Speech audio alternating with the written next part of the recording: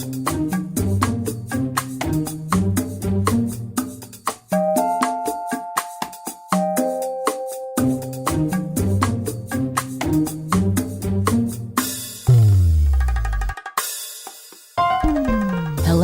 and welcome to the Gifted Life Podcast, where we have conversations about organ, tissue, and eye donation and transplantation. You can always find us, guys, at thegiftedlife.org, and we appreciate you listening. I'm Lori Steele. I'm Joey Boudreau. And I'm Nyla Schwab. Coming up on this episode, We'll be talking to an actor from a play that took Louisiana by storm. It had a little bit of everything in it: laughter, tears, loss, excitement, left us wanting for more. And we're going to explore discovering who you are. who am I? I don't know. That's why we're going to explore. Ooh, I'm excited. All that and more right here, The Gifted Life. Hang on.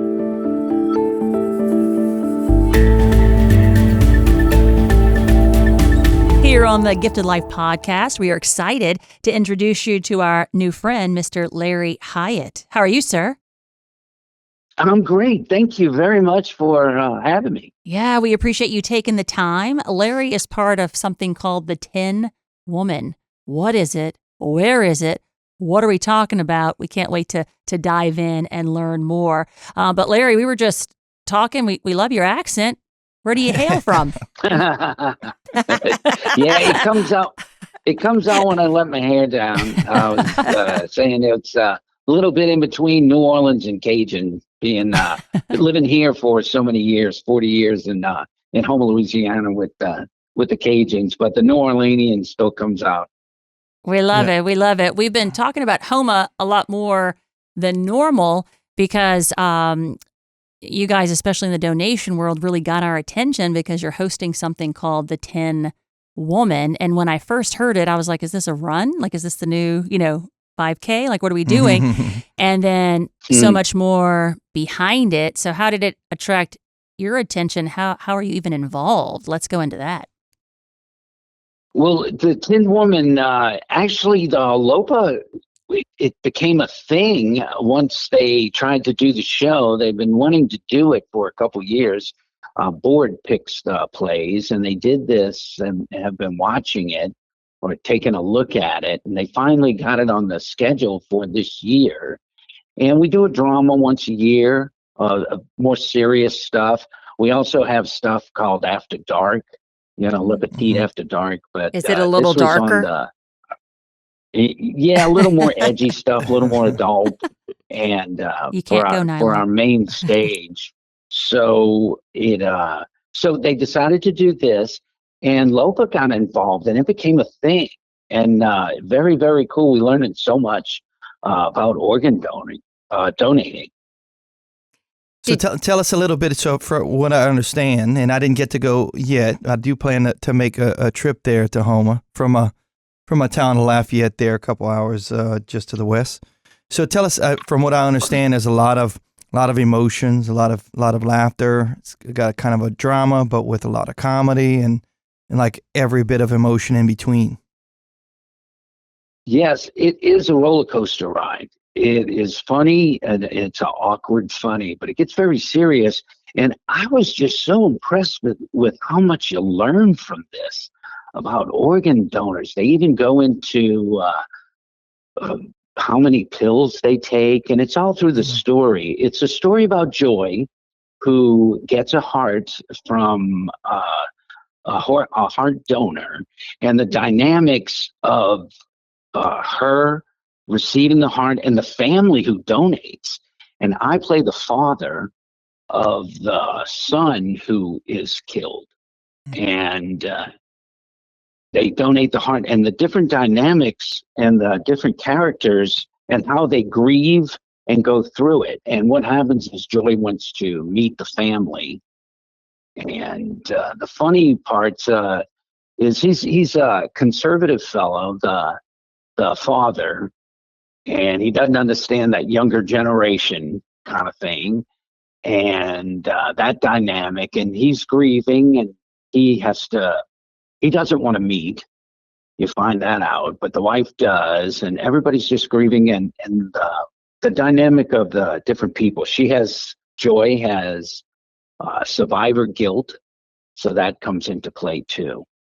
I mean, that's And all. interesting part of the show that I'll say it's the theater part of the show is Jack, the organ donor, is on stage the whole time, as in the background watching over and kind of he's observing his life as it goes. That's the how can I say the theater part of it? Yeah. which That's makes it interesting. a theater experience. So We have a kind of like Ghost. Yeah. yeah. It- We have a donor family whose daughter was a donor over 30 years ago. And she Mhm. went and saw it. She's, I mean, all good things to say. You have to try it out. She said, please pack tissue. But she said that Jack's presence on the stage just reminded her of her baby. And she said, I just felt so close. And she said, it kind of brought me back because it's been 30 years. Mm. It's a very emotional journey for her. And so she said, you guys brought her back. And she thought you did such a good job of honoring heroes and talking about that gift of life. So kudos. And that's from somebody who's walked the walk for a long time.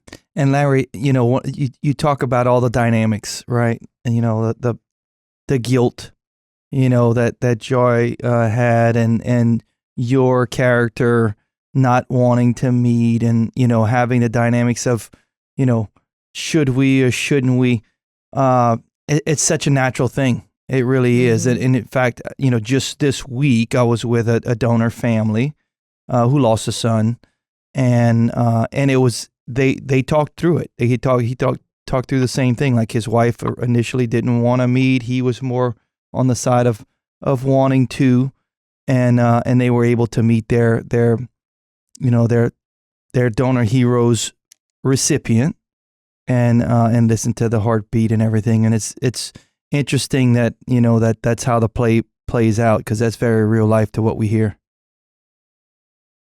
Well, it is interesting, and there's a sister in it too, and she's a little more comic value because she's more of a new age circle of life person. She's a vegetarian, and she deals with Dad, who is the conservative, why are you a vegetarian all of a sudden? What do you got against meat kind of person, and that sort of thing. So there's that comedy, but it just gets a little more serious when they talk about how one doesn't want to.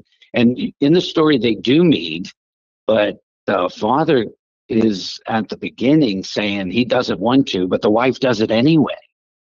And I thought that was rather interesting. She's going to do it anyway. So I would think families do that too. Look, I want to do this, but someone else in the family says, no, I'm going to do this. And then, how do you decide? One's gonna lose, I guess. I was reading it that the wife's always right. If you put that in your marriage, I think that works out. Well, that's right.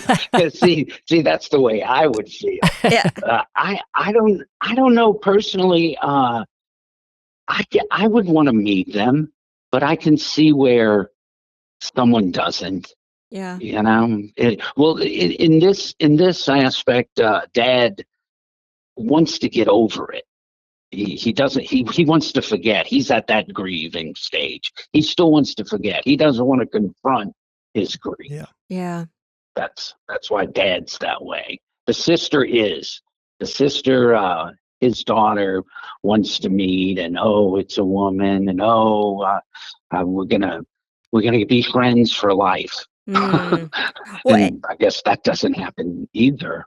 well, sometimes the people do meet and they're friends for life. I mean, every part of this story, we see it in our own donor family stories and recipients that come and work with our organization.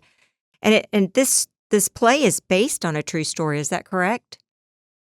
Yeah. His name's Sean Grennan. He's a well-known playwright too, in little theaters and things like that, and just theater companies around town. He's written musicals and things. I've never heard of any of his stuff, but this one seems to get played a lot in different parts of the country. He even sent us a letter saying good luck to us. Oh, wow. That's That's really pretty he's cool. Yeah, it was written special. about 15 years ago, and we we play it modern, not 15 years ago. There's no references to anything old. Well, did you ever have any experience with donation? Or did you ever think about it or have a heart on your license before you played this part? No, I really haven't. The only connection I would have had is my brother's son's wife works for LOPA, and that was just a coincidence. Oh, wow. I've known her. You might know her, Tawny. Oh, yeah. Yeah, we Yeah. love Tawny. Yep, been knowing her for years. Yeah, her last name's Hyatt. Yeah, so that's there's a right. connection. Yeah. Yeah. Yeah, well, I could see where you wouldn't get that. It's just the name. So yeah, so I knew how. In fact, we've done different things. We've set dates, family events, and things, but we've had to change them because she's on call. Yeah. Right. Yeah. Well, she does great work. And we're not going to meet that because Tawny's on call. Okay, so we'll make it another day. Yeah. Because that kind she's of out thing. there making life happen. I know. That's unfortunately the life of the clinical staff. You know, we have to work around our Christmas is usually a day or two later than the actual Christmas, or the Easter is a couple days, off. So and that's exactly what it was. It was a Christmas and things like that. But we love her too, and that's what she does. Yeah. And Bless it's it. remarkable. Bless her. It's just a crazy coincidence. Yeah. You had mentioned that, okay, so I'm going to put you on the spot. You had mentioned that you didn't know a whole lot about donation or this and playing this part, that you learned so much about it. What would be something you would want to tell others who don't really know much about donation, since you stepped into this role of a family? I would say that I would do it, but you know what I've noticed doing this play is that you guys are very friendly and you're very compassionate with everybody. Oh. Working with the donor families and the recipients, they've been coming to the show because it's in the middle of the run, and you guys have just been so compassionate, and all the people have been really nice. And that's something I've noticed that. Well, we like that. We pride ourselves on that, sir. Yes, we do. And the play, you can learn a lot. And you can really get an idea of what this involves. And I would ask people to sign up and really sign up. It was interesting that someone from the organization came by, and they said because it was organ donor and tissue donors, and they were backstage, and they said, "Yeah, I heard it was really sad, so I brought some tissue." And I went, "What?" They brought some tissue. and they go, "No, tissue to cry." Oh, okay. That went right over my head, but I'm back with you now. I'm back with you. But I'm loving your big personality, like that comes through. But this is normal for you, since your day job is what, sir? And tell us what station. I work for 96.7 KCIL in the morning. I do a morning show. It's a hit country station in Houma. And in the afternoon, I do a rock show on a station called Rock 97.7. Awesome. And so I do a lot of theater in town. I do a lot of theater, different shows, musicals, and things like that in town. MC stuff, carnival balls, and fun things like stuff. that. And so with this one, all of our families that have had a chance and opportunity to go and watch you guys are telling us, man, this is life-changing. This is helpful. So what is that like for you? Something that you do on the side, something you do for entertainment, is really some life lessons for a lot of us who are attending. Every now and then, a comedian gets to do something, because I do a lot of humor on my radio shows. Yeah. And every now and then we get to do something that gets serious, and they're not just saying you're funny. after a lot of times after the show, they come up to you and they say, "Oh, you were so funny. You made me laugh. Oh, I cracked up," and that's pretty much it. And and that's it. But every now and then, somebody will come up and talk about something else. And this is one of them. I did an Alzheimer's show where I played an Alzheimer's patient, and someone would come up after the show and say, "Oh, my mom went through the same thing, and my dad, that happened, and we had to take care of my aunt," and things like that. And they just talk about something else other than "you made me laugh." Mm-hmm. And it's nice to to do something like that every now and then. When you're a comedian, you use a lot of humor. Yeah, as an actor, I guess that's fun. Yeah. Well, you do have a great laugh. much better, Well, much better than Yeah. a Cajun to your west. I love I it. just appreciate, this is something that, of course, I've been in the agency for almost a quarter of a century at this point, and this is something that is so important to us. We see it. It's so important for families to know about it, because when they don't know about it, or they haven't had conversations about donation, inevitably we talk about it. So every family's going to have to make a decision at some point. And for you guys to take this on as your drama for the year there is really awesome. And I appreciate that you guys, took the time and did it. And the fact that it is so real life. Everything you're saying, honestly, is exactly something we've heard from real life experiences.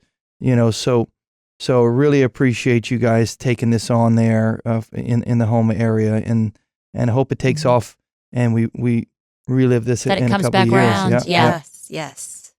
This playwright definitely had a connection to this. When he took this story, from what I understand, the story is someone asked him about it and went through it, and he certainly did his research Mhm. Yeah. because it really every part of this show is just another thing that tells you a little more about organ donating, and it's really interesting. And these characters are well defined, and they're everyday people. So that adds too. Very thoughtful. Yeah. It's called The Tin Woman, TIN, The Tin Woman. So it was for a short time in the Houma area, and we're hoping that comes back around. But it sounds like it's a traveling show as well. So hopefully our listeners will be able to catch it at some point. But we appreciate you, the energy that you put through, that you're doing these interviews so that we can all learn more. Thanks.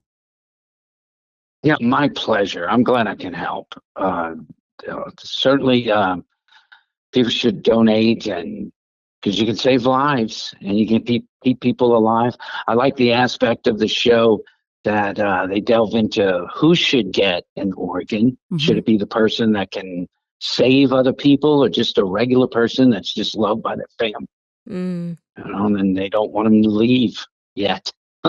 Yeah, y'all are getting people talking about donation. So we love that. An A in our book. Thank you so much, sir. And then and something else too. Hopefully, that if I hope someone comes up to me and says after the show, I'm going to call my son and tell him how much I love him. Aw. Special. Yes. Because sometimes they leave a little quicker than they get a chance to say some things. Yeah. I think everyone should hear that. So thank you for I'll leave that there. I don't want Yeah. to tell too much of the story. Yeah. It's really good. Thank you so much. Thank you. Thank you very much.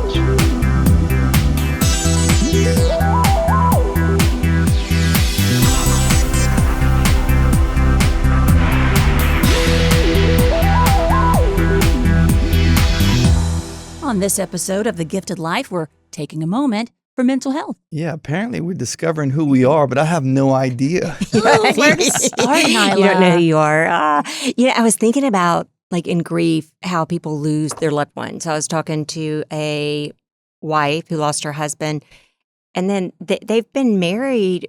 She's never lived She lived in her home and then went straight into her husband's home, their home. And you just think, gosh, so now she's got to discover all over again, how do you do this life without people that you have been your support system? But I think in grief, so this can be a topic in grief, but it can also just be a topic in general. Like, I'm an empty nester now. And I thought I would be so excited, but it was weird. And I kind of just moped around the house. My husband was moping around the house. I mean, we see our kids all the time, but it's just different. Yeah. So, okay. So if you think, I like this: life experiences, grief, growth, relationships, or even hard seasons, which we just discussed, can make us forget parts of us, of who we are. Sometimes healing isn't becoming someone new, it's rediscovering what has always been there. So, name 5 things about yourself. It can't be a role, like I'm a father, I'm a teacher. That's where I was going to go. I know. You That's cannot. what I I know. That's why I'm putting guardrails on this. And then it can't be. Tough, it can't be what you want to be, but it's like who these qualities in you. 5. Go. I mean, I can name a couple. Like one is certainly energetic. That was mine. A couple He of them. copied. Energetic and happy. I'm generally a positive person. If there's sometimes I'll try to, if it's a situation like you mentioned, paying attention to the understanding the room and everything, but trying to inject a little bit of humor or whatever every once in a while. But mostly I'm logical, and I can't, to a fault. Like it kind of bugs me sometimes that I can't see things just at surface level if it doesn't make sense. And when I'm around my wife and her friends, they're not very logical. And it just We should ask cracks his my wife brain and her open. friends, right? Okay. So those Those are 3. 3. Yeah. You don't have 2 more? All right, Yeah, so let me think. be thinking, Lori. I think joyful. I think supportive, loving, kind, energetic. But he already said that. Can I use that one? We can both be. Yeah, y'all can both be that. Was We're that both. 5? Yeah. Were you keeping track? No, I really wasn't. Okay. Close enough. A plus. Okay, so a couple of things. I can say so much on this. Yeah. But the reason I'm asking y'all to think so hard about it is because so many times, like, people tell us who we are. And, oh, y'all are funny. Yeah. And I tell y'all that all the time because I want to be funny. But yet we have this innate personality within us that's been created that, like, we've always had it. And so when we're trying to really kind of think who we are, lean into these qualities about yourself because they're really amazing and they come naturally and you're doing it without even thinking about it instead of always trying to be someone else, which allows you to start kind of yes, I could have named those about y'all and I see so many more qualities, but that would be me telling you who you are. And we got to really kind of own who we are. And so I believe that when people are going through grief, they are trying to figure out who they are again. But I think we're doing that throughout life. And so I made my husband do it this morning. Look, he's my better half. I know I make jokes about him, but I love this guy. He's a good guy. He is. And it's actually, it connects you. I mean, just listening to y'all and seeing you think and Joey explaining why you are who you are. But isn't that awesome that, I don't know, there's it's this human quality about us that allows us to come together and then be even better as a team. Yeah. So don't try to be someone else. Try to lean into who you are and be a better version of that. Ooh, that was good. See, because we can name a lot of good stuff about you. Yeah. And then you were like, oh, I'm stuck at 3. And then I was like, oh, man, Joey, you've got this. Introverted. That's what I was You know what I mean? thinking. I'm not good with a mic in my face. You it's are all- great. yeah. No, you're not good. You're I was great. going to quit. I was not going to start this job because I was like, oh no, I'm going to have to speak in front of people. Well, you know what? 2 quick lessons I learned this week. One, it's not 2, it's 1. It's like sometimes when we assume about somebody, we miss the mark. And so I was speaking to this wonderful, and she just captured me in her grief. And so she goes, I'm going to talk to you tomorrow. And I was like, okay, because I had kind of said, tell me about your husband. Tell me, I just said things that you would say in this moment. And she goes, we're going to talk tomorrow. And I said, okay. And she was so kind. I just thought there was this connection. So the next day we spoke and she goes, you're all wrong. And I said, what? And she goes, you're completely wrong. And then she told me her story, and it was a lot of hard stuff in her life. And I was like, dang, how well was I really listening? And how many times do we, even with our kids, because we're shaping our children, telling them who they're going to be. So we have to be so careful to step back and let that person be them and accept them where they are. See, and I think you're great at that and listening and being supportive and all of that. So, well, I got a gentle reminder I wasn't that good at yeah, listening. but that makes me feel better because I'm not even up to your level. I'm working my way up. So, yeah, but a good lesson. All right. Maybe you have a topic you'd like us to cover here on The Gifted Life. Simply email us. We'd love to hear from you. info@thegiftedlife.org.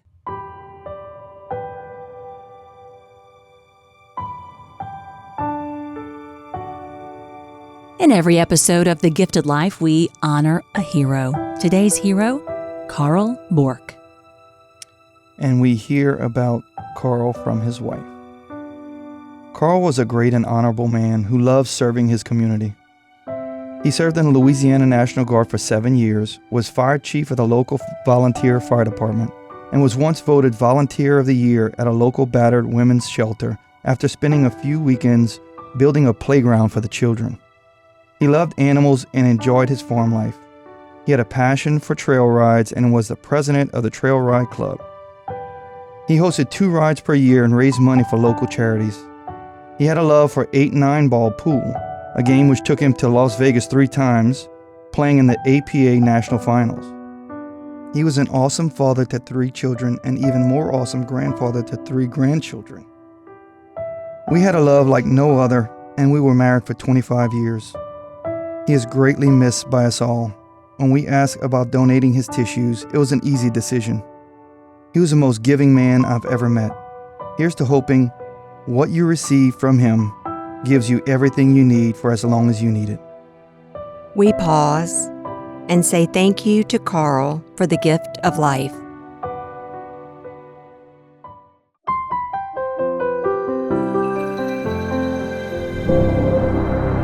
That is going to do it for episode 263 of The Gifted Life. Thanks for listening, guys. And remember, you can register as an organ, eye, and tissue donor anytime. RegisterMe.org. Very special thanks to our guest, Larry Hyatt, who is acting in the play The Tin Woman. What a great play. I can't wait to see it. You know, next time it comes around, I hear it should be coming back around to Louisiana soon. So hopefully when it does, I'll definitely take a look. So amazing. Yes, try to check that out. The best place to find us, guys, is here on our website, thegiftedlife.org. Listen there and find links to listen on Apple Podcasts, Spotify, iHeartRadio, Pandora, or wherever you listen to podcasts. And if you listen on Apple Podcasts, please leave us a 5-star rating. Like, it really helps other people find us. And on social media, we know you play around there, guys. You can like our page on Facebook, The Gifted Life Podcast. You can also follow us on Instagram @GiftedLifePod. Our ask is that you go out and do something you wouldn't normally do to help us make life happen. Until next time.